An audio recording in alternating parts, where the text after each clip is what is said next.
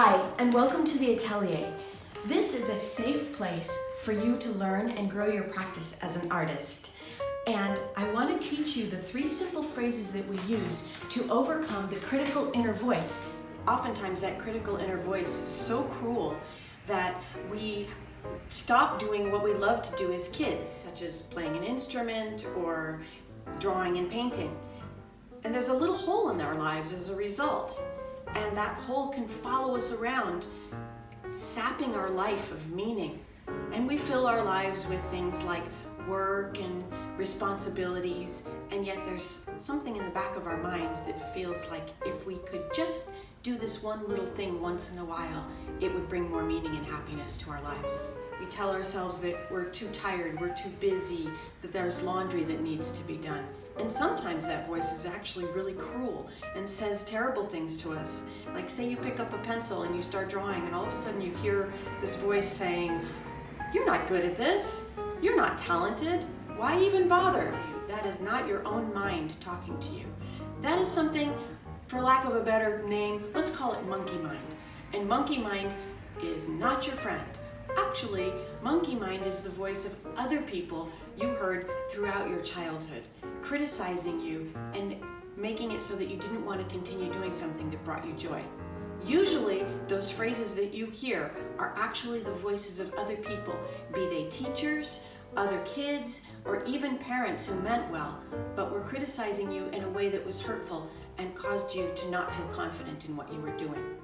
That cruel voice kept me from attending art school and set me on a completely different path in my life, just so I wouldn't have to hear it. But the little hole in my life that begged for meaning remained. The little hole in my life remained. I wanted to make art, but each time I would begin, I would hear that cruel voice, "You're not good enough, you don't have the talent for this, why even bother?"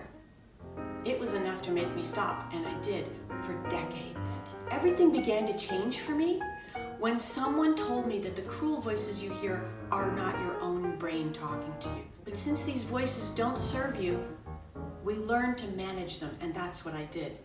So now, these are the 3 things that we say to ourselves in the Atelier.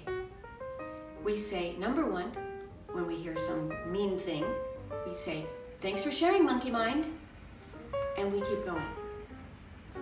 That's usually enough to stop the cruel chatter. But if it continues, if it's an especially persistent monkey mind, then we say, "Nevertheless, I'm going to keep trying."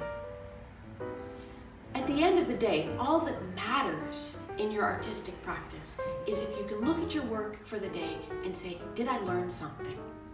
So if you're struggling with a particular skill or something is really not coming to you, what we learn to say, and the 3rd most important thing that we can say to ourselves, to monkey mind, is instead of saying, "I don't know how to do that, I don't know how to paint clouds, I don't know how to draw people," instead all we say is, "I haven't learned how to do that yet."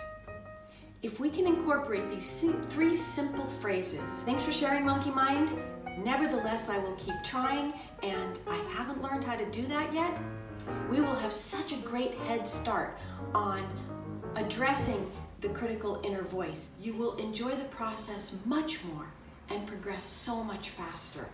And in this way, you can begin filling the little hole in your life with meaning and joy.